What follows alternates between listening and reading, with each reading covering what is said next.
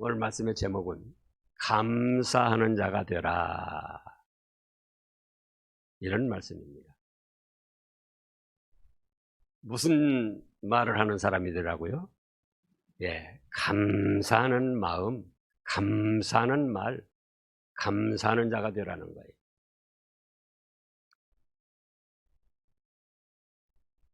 몇천 년 전 농경시대에는 거의 다 농사나 목축업을 했죠. 그러나 오늘날은 도시생활에서 농사나 목축업을 안 하기 때문에 직장에 다니기도 하고 영업을 하기도 하고 뭐 여러 가지 삶의 환경이 다르죠. 그래서 추수감사절 하면은 나는 농사 진 것도 없고 뭐 그런데 무슨 추수감사절이나 그렇게 할 수 있는데, 추수감사절이라고 그래서 농사 지어서 거둔 것만 아니고 목축업에서 거둔 것만이 아니고 직장에 다니고 또 영업을 하고 사업을 해서 올 한 해 거둬들인 것에 대한, 또 그 외에도 영적으로 우리 하나님께서 베풀어 주신 은혜에 대한 감사를 드리는 절기가 바로 추수감사절입니다. 그러면 우리 하나님의 사랑을 받고 축복을 받을 사람은 어떤 사람인가? 여러 가지가 있지만은 그 중요한 한 가지가 바로 감사하는 삶을 사는 사람입니다. 여러분들의 자녀가 여러분들이 베풀어주고 낳아주고 길러준 그 은혜에 대해서 얼마나 감사를 합니까? 당연하게 생각하고 오히려 자기들의 원하는 것을 이루어주지 못한 것에 대한 원망, 불평을 합니다. 자식이지만은 그런 자식이 있다고 할 때에 여러분들 마음이 어떻겠습니까? 마찬가지로 하나님께서 금년 안에 베푸신 은혜를 우리가 당연하게 또 별로 은혜 입은 것도 없다, 뭐 감사드릴 게 뭐 있냐, 제가 이따금 쓰는 말대로 호박이 넝쿨째 떨어진 대박이 나는 일도 없고 뭐 감사드릴 게 별로 없다, 그렇게 생각하시는데, 아까 그랬죠? 자녀들이 부모가 낳아주고 길러주고 후원해주고 그 얼마나 애를 썼습니까? 사실은 직장 사업도 있지만은 그 뭐 때문에 직장 사업을 합니까? 자녀들 잘 뒷바라지 해주려고. 근데 그 자녀들이 어떻게 알아요? 당연하게 하는 거예요. 당연하게 하는 것도 넘어서서 자기들의 요구하는 것을 들어주지 아니했다고 못 해준 거 있는가? 이렇게 반항심을 갖는다면 그 자녀는 불효자고 복받을 사람이 못 됩니다. 그런 것처럼 하나님이 금년 한 해 베풀어 주신 것을 뭐 안 믿는 사람도 다 그렇게 됐는데, 그렇게 생각하는 사람들이 있는가 하면은 하나님 감사합니다. 자식 중에 어떤 자식은 찾아서 어머니 아버지 감사합니다. 오늘이 있게 된 거 다 부모님의 은혜입니다. 또 그 다음에도 찾아와서 하나님, 아니 아버지 어머니 감사합니다. 그런다면 그 자식이 얼마나 더 사랑스럽고 있는 거 없는 거 다 해주고 싶다, 그 말씀이에요. 그런 것처럼 하나님께서도 마찬가지예요. 하나님께서 우리 환경을 모르시기 때문에 범사에 감사하라 그러신 게 아니에요. 우리 인생은 삶이 쉬운 것 같으면서도 얼마나 힘든가를 다 아시면서도 범사에 감사를 하셨다, 그거예요. 그래서 하나님의 사랑과 축복을 많이 받을 사람은 어떤 사람이라고요? 감사하는 사람이다. 감사하는 사람. 우리 사람들은 자녀들이 만날 때마다 올 때마다 전화할 때마다 아버지 어머니 고마워요. 감사해요. 오늘 있게 해주셔서 감사해요. 어디서 좋은 일 있을 때 아버지 어머니가 뒷바라지해주고 뒤에서 후원해줘서 내가 이렇게 잘 됐어요. 그런다면 아까 그랬죠? 있는 거 없는 거 다 해주고 싶다. 근데 부모는 능력이 없어요. 그렇게 해주고 싶어도 능력이 없어요. 그런데 우리 하나님은 전지전능하신 하나님이라 우리가 그런 감사의 생활할 때 무엇이든지 아끼지 아니하고 베풀어 주시는 하나님이시다 그 말씀이에요. 그래서 이제 오늘 본 말씀을 보면은 첫째로 15절에 보면은 너희는 또한 감사하는 자가 되라 하셨습니다. 15절 그리스도 평강이 너희 마음을 주장하게 하라. 너희는 평강을 위하여 한 몸으로 부르심을 받았나니 너희는 또한 감사하는 자가 되라. 우리 예수님께서 하늘보다 내놓으시고 이 땅에 오신 것은 우리에게 몸과 마음과 영의 평강을 주시기 위해서였습니다. 그래서 사람이 인간적인 어떤 그 자기 최면으로도 평안한 마음, 평강을 가질 수도 있어요. 그러나 그거는 모래 위에 지은 집입니다. 참된 평강은 나의 모든 죄를 사함받고 죽어도 하나님 앞에 심판받지 아니하고 천국 복락을 누린다. 이 사실을 믿을 때에 참된 평강을 누릴 수 있는 거예요.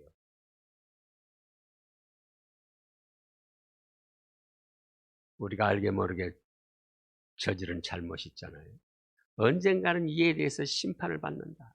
사람들에게는 숨겨졌어도 나 자신이 감췄어도 언젠가는 심판을 받고 형벌을 받는다. 무의식 중에라도 그런 생각이 있기 때문에 믿지 않는 사람들이 죽기를 두려워하는 겁니다. 그러나 우리는 그리스도 예수님의 대속의 은혜로 인하여 어떤 죄든지 회개함으로 사죄를 받았고 또 하나님 아버지 계시는 천국 복락을 보장받은 성도들입니다. 그래서 그리스도 안에서 평강을 누리면서 그 참된 평강의 의미를 깨닫고 누려본 사람은 감사를 아니할 수가 없습니다.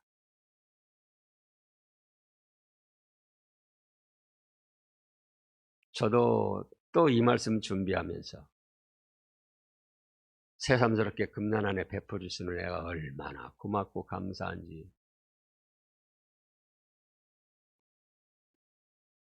눈물을 흘리면서 감사를 드렸어요.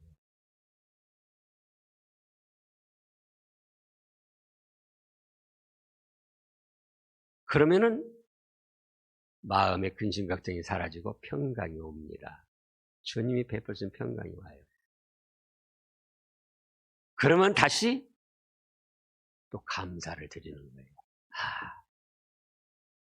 비록 몇십억 있는 것도 아니고 또 세상적으로 내놓으라 할 만큼 무슨 출세한 것도 아니지만 우리 하나님이 알게 모르게 베풀어 주시고 사랑해 주신 은혜를 생각하면은 감사를 아니 드릴 수가 없다 그거예요. 그 중에도 오늘 말씀을 보면은 우리 삶의 환경과 형태가 각각 달라도 우리가 이 세상에 존재케 된 것이 하나님의 사랑과 은혜입니다. 많은 사람들은 그냥 부모님을 통해서 우리가 태어났다, 내가 태어났다 그렇게 생각을 합니다. 그러나 부모님은 하나님께서 사용을 하셨을 뿐이지 부모님을 통해서 우리가 출생한 게 아니에요. 시편 139편 13절 18절을 보겠습니다. 시편 139편 구약성경 중간에 있습니다. 139편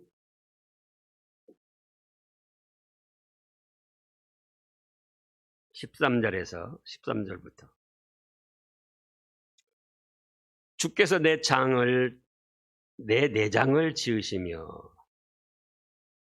나의 모태에서 나를 만드셨나이다. 내가 주께 감사하오며 나를 지으심이 심히 기묘하심이라. 주께서 하시는 일이 기이함을 내 영혼이 잘 아나이다. 내가 은밀한 데서 지음을 받고 땅의 깊은 곳에서 기이하게 지음을 받은 때에 나의 형체가 주의 앞에 숨기지 못하였나이다. 내 형질이 이루어지기 전에 주의 눈이 보셨으며 나를 위하여 정한 날이 하루도 되기 전에 주의 책에 다 기록이 되었나이다. 하나님이여, 주의 생각이 내게 어찌 그리 보배로우신지요. 그 수가 어찌 그리 많은지요. 내가 세려고 할지라도 그 수가 모래보다 많도소이다. 내가 깰 때에도 여전히 주와 함께 있나이다. 보세요. 부모님을 통해서 태어났지만 부모님의 몸을 이용한 것뿐이지 우리가 모태에서 내장, 몸의 모든 신체 조직이 만들어지게 하신 분이 누구시다고요? 하나님이시다. 은밀한 데서 지음을 받고 땅의 깊은 곳에서 기이하게 지음을 받은 때에 나의 형체가 주의 앞에 숨겨지지 못하였나이다. 내 형질이 이루어지기 전에, 모태에서 내 형질이 이루어지기 전에도 그 다음에 보면은 주의 생명책에 기록이 되었었다고 하네. 창세 전에 우리를 어떤 부모를 통해서 태어나게 다 정해놓으셨다가 때가 되니 태어나게 하셨고, 그럼에도 불구하고 우리는 원죄와 비롯하여 알게 모르게 지은 죄가 있기 때문에 하나님의 사랑을 입을 수 없으므로 예수님을 이 땅에 보내셔서 예수님의 대속의 은혜를 믿게 하셔서 모든 죄를 사해 주시고 하나님의 자녀 천국 백성으로 삼으셨다, 그 말씀입니다. 이 한 가지 구원의 은혜만 바로 깨달아도 감사를 아니할 수가 없어요. 너를 울어도 눈물로써 못 갚을 줄 알아. 몸 밖에 드릴 것 없어. 이 몸바 그러잖아요. 우리나라에서 그 사람들이 뭐 그림을 그리고 조각을 하고 그 예술품 있잖아요. 대가의 것일수록 값이 터무니없이 비쌉니다. 피카소가 그린 그림도 뭐 이렇게 실제로 안 봤어도 그림이나 뭐 이제 다른 그림에 나오는 거 보건데, 제가 볼 때는 과연 뭐 몇천억씩 주고 그걸 사야 되는가? 우리나라 화백 중에 제일 비싼 그림이 뭔가 한번 띄워보세요. 김환기 화백의 우주라는 겁니다. 저 그림이에요.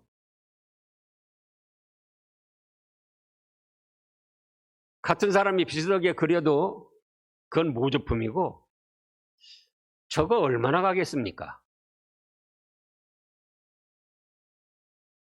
얼마나 갈 것 같아요?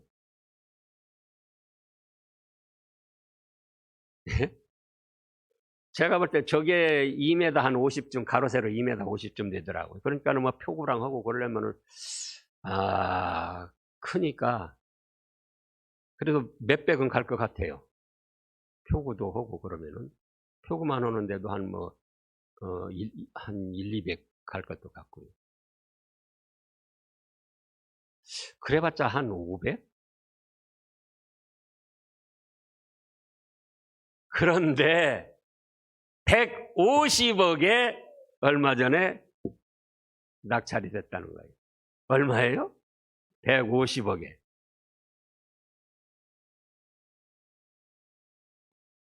기가 막힐 일이죠. 저게 뭐라고? 다른 사람이 그려도 저 그림을 그려놓으면 다른 사람은 뭐가 돼요? 모작이 돼가지고, 모조품이 돼가지고, 뭐, 몇십만 원밖에 안 가요. 근데 김환기라는 대가가 그린 것으로 150억이다. 그러면 우리는 하나님께서 만드신 작품입니다. 여기 그랬잖아요. 모티에서 장부를 네 장을 지으시고 정한 날이 하루도 되기 전에 벌써 아시고 생명책에 기록하시고, 김환기 화백이 그린 저 그림이 150억인데 대가 중에 대가요 대가 중에 대가이신 하나님께서 우리를 존재케 하셨는데 우리는 그 가치가 얼마나 높고 귀하겠느냐 그거예요. 그걸 깨달으시라고. 나는 누구다? 부모님은 하나님이 사용하셨을 뿐이지 나를 존재케 하시고 지으신 분은 하나님이시다 그 말씀이에요. 그래서 금년 안에 특별히 잘된 일이 없어도 나라는 존재는 누군가? 하나님이 존재케 하신 하나님의 작품이다. 그러면 감사를 할 수 있습니까? 없습니까? 감사를 해야죠. 하나님의 작품임에도 불구하고 알게 모르게 지은 죄가 있어서 버림을 받을 수밖에 없는데 예수님의 대속의 은혜를 믿게 해서 모든 죄를 사해 주시고 천국 복락까지 누리게 하시잖아요. 어렵고 힘든 삶. 보면은 안 믿는 사람이 더 잘 될 때도 있어요, 육신적으로는.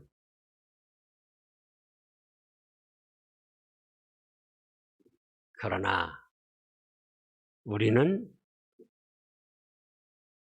어떤 삶을 살든지 간에 합력해서 선을 이루게 하시고 이 세상을 떠날 때는 어디로 인도하십니까? 천사들을 보내서 우리 영을 천국 그 아름답고 찬란한 축복 세계로 인도를 하십니다. 어렵게 힘들 때 생각해 보시라고요. 병들고 지치고 피곤할 때 이러다 죽는다.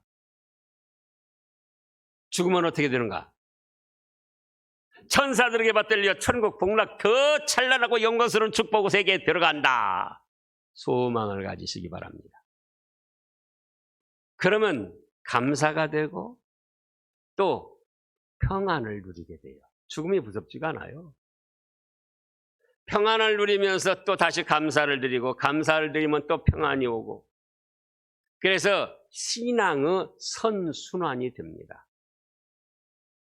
그런데 눈에 보이는 현실의 삶, 육신적으로만 생각해가지고 돈도 잘 안 벌렸고 몸도 아프고 뭐 이렇게 생각해서 원망, 불평, 비난하기 시작하면은 그 사람의 삶은 아까 부모 앞에 와서 자식이 부모 원망, 비난한 거나 같은 거예요. 그러니까 자신의 삶도 팍팍하고 힘들고 어렵고 다른 사람의 삶까지도 어렵게 만드는 거예요. 또 가족들끼리도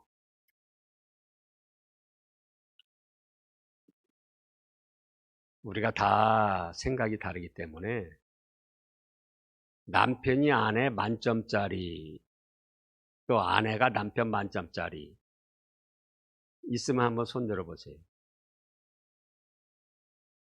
만점짜리 없어요. 저희 집사람도 남편 잘 알았다고 하면서도 만점은 아니라는 거예요. 그러죠. 만점짜리가 어디가 있어요. 그래도 아내도 하나님의 작품이고 나도 하나님의 작품이고 또 남편도 하나님의 작품이고 아내도 하나님의 작품이고 그러면서 하나님께서 짝지어 주셨다 그거예요. 누가 짝지어 줘요? 하나님께서. 참새 2마리 떨어지고 안 떨어지고도 하나님의 뜻 가운데 드는데 우리가 일평생 7, 80년 8, 90년 만나서 함께하며 제2세대를 배출해 나가는데 하나님의 뜻이 없이 어떻게 우리가 결혼했습니까? 그거 안 믿는 사람도 다 그렇게 그러죠. 안 믿는 사람도 믿지 않지만 그들도 다 하나님이 짝을 맺어주신 거예요. 그러나 그들은 그걸 무시하고 인간의 꾀로만 생각하고 나가니까 그 벌이 크다 그거예요. 그러면 하나님이 맺어주신 짝이니까 어떻게 해야 되겠습니까? 예? 나점순 권사님. 우리 나점순 권사님 부군이 제가 많이는 안 겪어봤는데 꽤 까다롭습니다.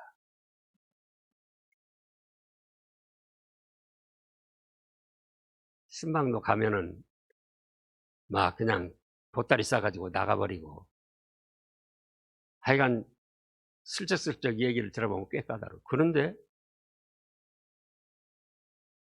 우리 나점순 권사님에게 딱 맞는 사람 남편으로 주셨어요. 그러죠? 하나님이 맺어주신 거예요. 그러니까 자기 마음에 마땅치 않은 것이 있어도 누가 맺어주셨다? 하나님이.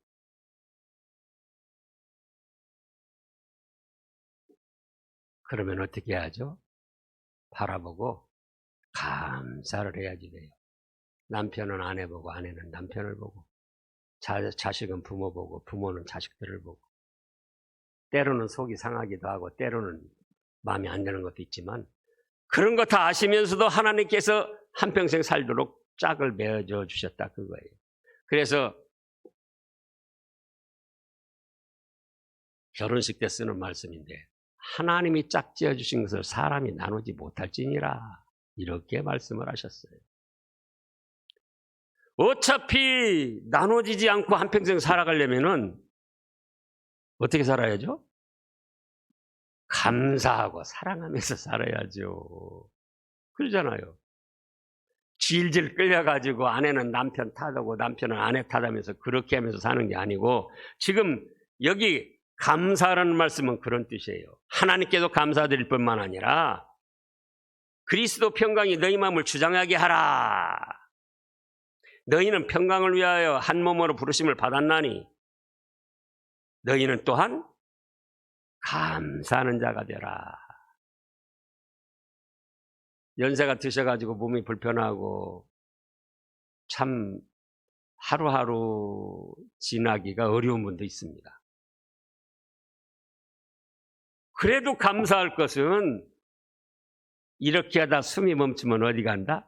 천국 간다 그거예요. 천사들에게 받들려서.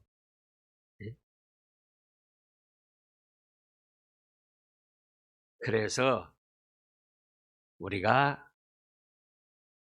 또한 감사하는 사람이 되어야 됩니다. 그 다음에 두 번째로는 감사하는 마음으로 하나님께 찬양합니다. 지금 16절에 보면 그리스도 말씀이 너희 속에 풍성하게 거하여 모든 지혜로 피차가 가르치며 권면하고 시와 찬송과 신령한 노래를 부르며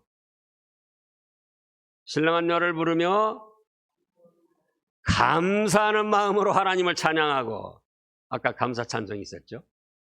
그 찬송뿐만 아니라 모든 찬송을 감사한 마음이 바탕이 돼가지고 찬송을 해야 된다는 거예요.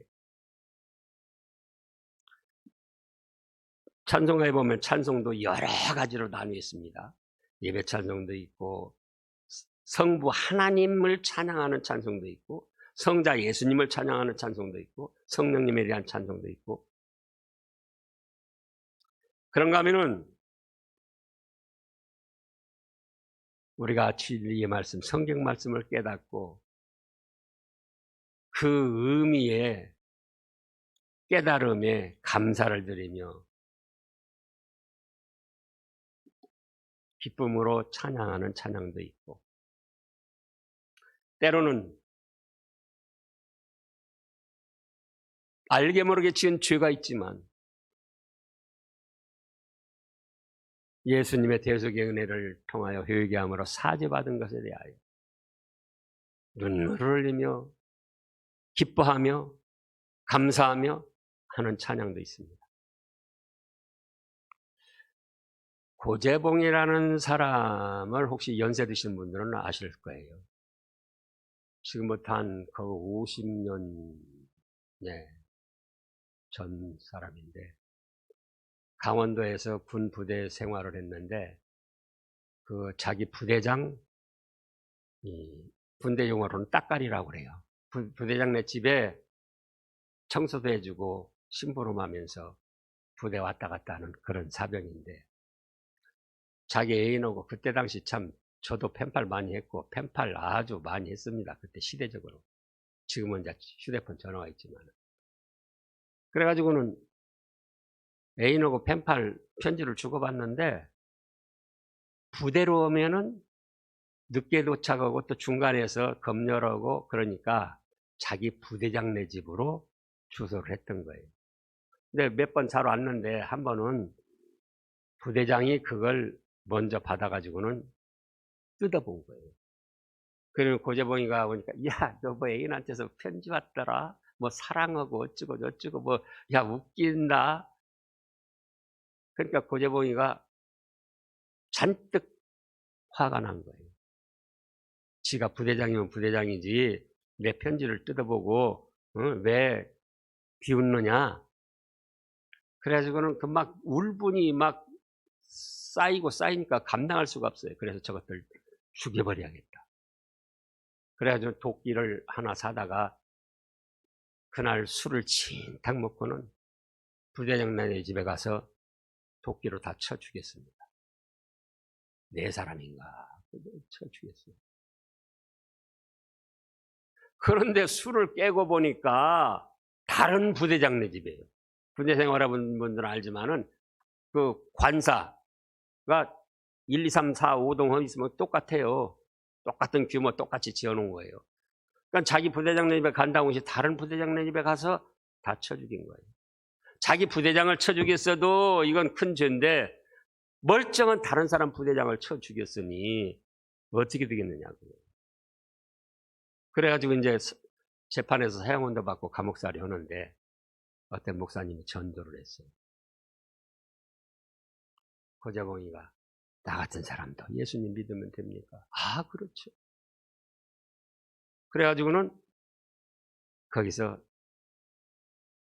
자기 죄를 회개하면서 열심히 예수님을 믿었어요.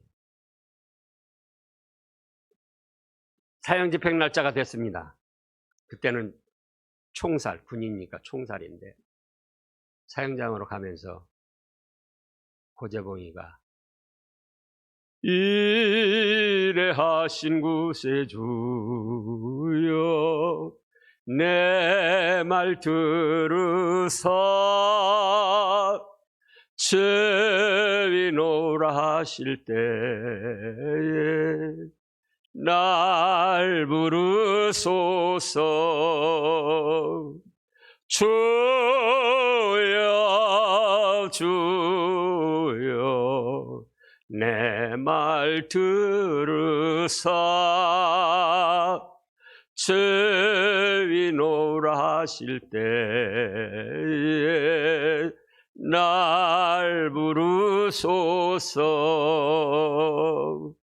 눈물을 뚝뚝 흘리면서, 그러면서도 그 자기 지은 죄를 어찌할 수 없는데 예수님의 대속의 은혜로 말미암아 사죄받은 것에 대하여 감사하면서 그렇게 형장의 이슬로 사라졌다는 거예요. 그래서 죄가 있어서 마음의 가책을 받고 찔림을 받아도 예수님의 대속의 은혜를 믿고 의지하며 회개하면서 회개 찬송을 하는 거예요. 중심은 뭐예요? 감사한 마음으로. 또 1500년대에 마틴 루터가 종교개혁을 했잖아요. 근데 그때는 마틴 루터가 이제 외롭게 종교개혁을 들고 일어섰기 때문에 종교개혁 마틴 루터를 지지하는 사람이 별로 없었어요. 그래서 로마 캐톨릭에서 마틴 루터를 이단이라고 해가지고 처형하려고 재판을 받으려고 불렀어요. 근데 그 유명한 일화도 있잖아요. 루터가 이불을 뒤집어 쓰고 그 오라는 소집 명령서를 받고는 끙끙 앓고 있으니까 사흘을 그렇게 했더니 루터 아내가 바깥에서 소복을 입고는 아이고 아이고 하고 통곡을 하면서 우는 거예요. 그러니까 루터가 뭐라고 합니까? 아니 이 사람은 왜 그래 왜 그래? 하나님이 죽었어요. 하나님이 죽었어요. 아, 이 사람아, 하나님이 왜 죽어? 하나님은 영원 불변하신 분인데. 하나님이 죽지 않았으면 당신이 왜 그렇게 입을 뒤집어 쓰고 끙끙 앓고 있습니까? 당당히 가시오. 그래서 거기서 아내를 통하여 깨달음을 얻고는 이제 캐톨릭 재판정에 갑니다. 천주교 재판정에. 가는데 양쪽의 길에 기와 지붕이 마귀들 그렇게 형상으로 보이는 거예요. 자기를 위해 변호해 주는 사람도 하나도 없고. 그래가지고는 그때에 지은 찬송이 바로 내 주는 강한 성이요. 그 찬송입니다. 내 주는 강한 성이요 방패와 병기 드시니. 찬송하면서 감사한 마음이 우러나는 거예요. 그렇지, 우리 하나님은 살아계시고 천주교 재판정 아무리 그들이 날뛰어도 하나님이 붙들어 주시면 나는 살고 또 하나님이 죽이시면 나는 죽는다. 그래서 그 찬송을 부르며 재판정을 향해 가서 마침내는 승리를 했던 거예요. 585장인데요. 어렵고 힘들 때, 막 무겁고 짓눌릴 때, 어떻게 해야 될지 모를 때 감사한 마음으로 어찌할 줄 모를 진퇴양난의 어려운 속이지만은 하나님은 살아계시고 하나님을 믿고 의지하는 자에게 도와주신다. 그런 감사한 마음을 가지고 이 찬송을 작사를 하고 작곡을 이제 그때 당시 민요에다 붙이고 그렇게 한 거예요. 585장.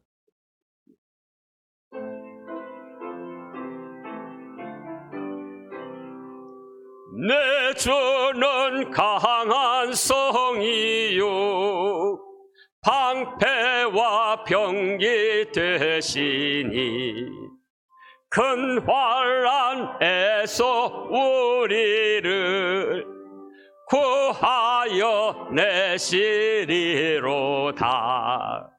옛 원수 마귀는 이때도 힘을 써 모략과 권세로 무기를 삼으니 천하에 누가 당하랴. 아멘.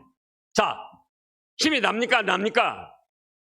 이렇게 어렵고 힘들 때도 하나님께 찬송하고 하나님을 의지해서 힘을 얻을 수 있다는 사실이 감사합니까?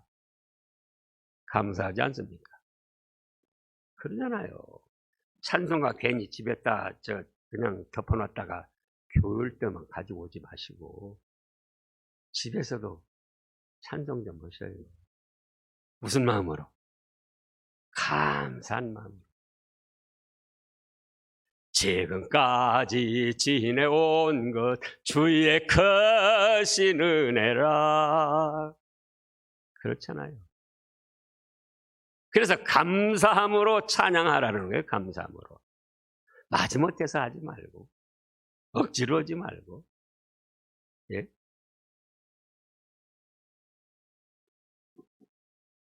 그 다음에 세 번째로는 뭐라고 하셨습니까?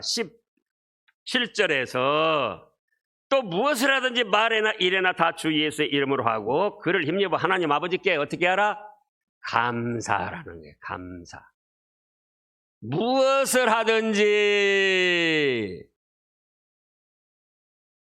지난 한 주간도 여러분들이 각자 삶의 터전에서 무엇을 했습니다. 그렇죠? 무엇을 했어요? 무엇을 하든지. 그 다음에요, 일에나 말에나, 우리가 말을 할 때도 예수님의 이름을 힘입어하고 하나님 아버지께 감사하라. 우리가 그렇게 했는가?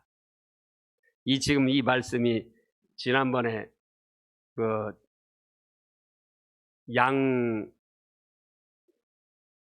누구예요?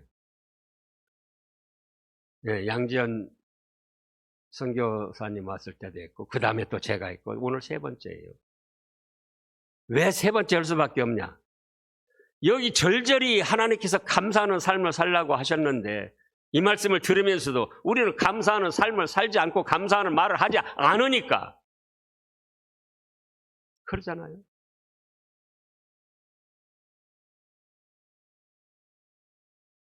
제가 초등학교 다닐 때 4학년 때 선생님이 있었는데 시험을 보고 숙제를 안 하고 시험을 못 보면은 반장, 그때는 이제 급장, 부급장, 분단장 그래가지고 다 점수가 있어요. 반장은 첫 시험에서 95점 이상, 부반장은 뭐 90점, 분단장은 80점 이상, 그리고 이제 그냥 학생들은 또 60점 이상 받아야 되고. 그래서 그렇게 못 맞으면은 못 맞은 점수대로 60점 맞았는데 70점 맞으면 10대 맞아요. 발바닥 책상 위에다 올려놓고. 지금 같으면 큰일 나죠. 근데 그때는 그래도 좋았어요. 그래가지고 그 시험을 또 봐요. 그 다음에는 점수가 높아져요. 그 다음에 세 번째 또 그 시험을 봐요. 같은 시험을. 그 반만, 우리 반만. 그러니까 시험 한번 보는 것으로 끝나지 않고 거기다 90점 이상 다 터득을 하게 되더라고요. 그래가지고 전라북도 그 학력평가 하는데 우수반이 됐어요. 그러더니 그때가 전주 근교 시골이었는데 전주 시내로 뽑혀가 버렸어요. 왜 이 말씀을 하느냐? 말씀을 알면서도 긴가민가하고 말씀을 알면서도 정확한 답을 안 써요, 여러분들이. 알면은 정확한 답, 알면은 정확하게 우리가 순종을 해야 될 거 아닙니까? 그러잖아요. 데살로니가서 5장 18절에는 뭐라고 그랬습니까? 범사에 감사하라. 이는 그리스도 예수 안에서 너희를 향하신 하나님의 뜻이니라. 하나님이 나를 향하신 뜻이 감사하면서 살라는 것인데, 말씀은 알면서도 우리가 지난 한 주간도 지난주 다니엘을 감사했잖아요. 다니엘은 그 어려운 환경 속에서도 감사를 했는데 나는 얼마나 감사했느냐 그거예요. 아는 것이 힘이다. 아는 것이 중요한데요. 더 중요한 거는 아는 대로 순종하는 거예요.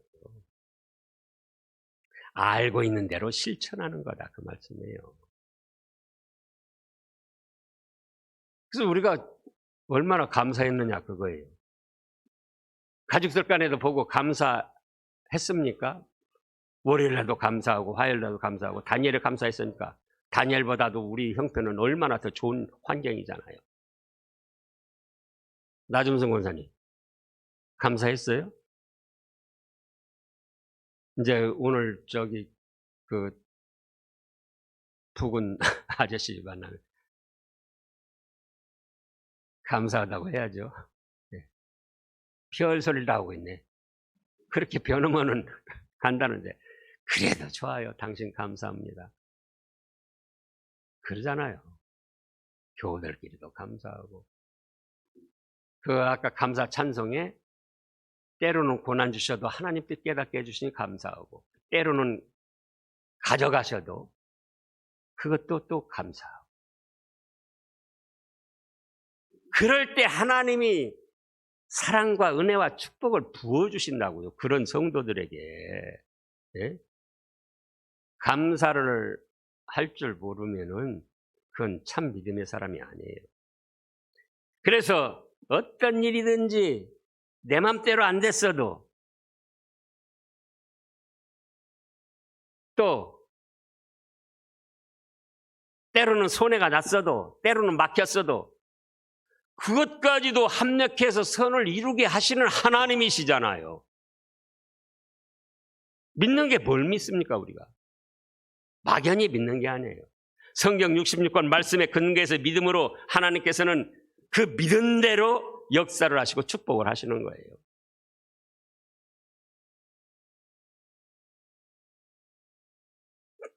자,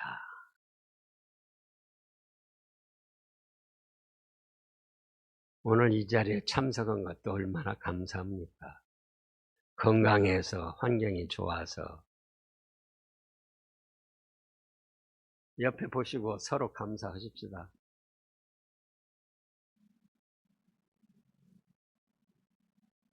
위급한 일이나 불행한 일들을 만나면 이 자리에 나올 수가 없어요.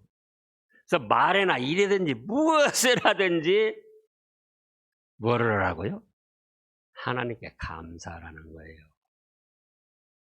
이렇게 감사를 드리면은 하나님께서 감사 드릴 수 있는 일들을 많이 베풀어 주십니다. 기도하겠습니다. 하나님 아버지, 그렇습니다.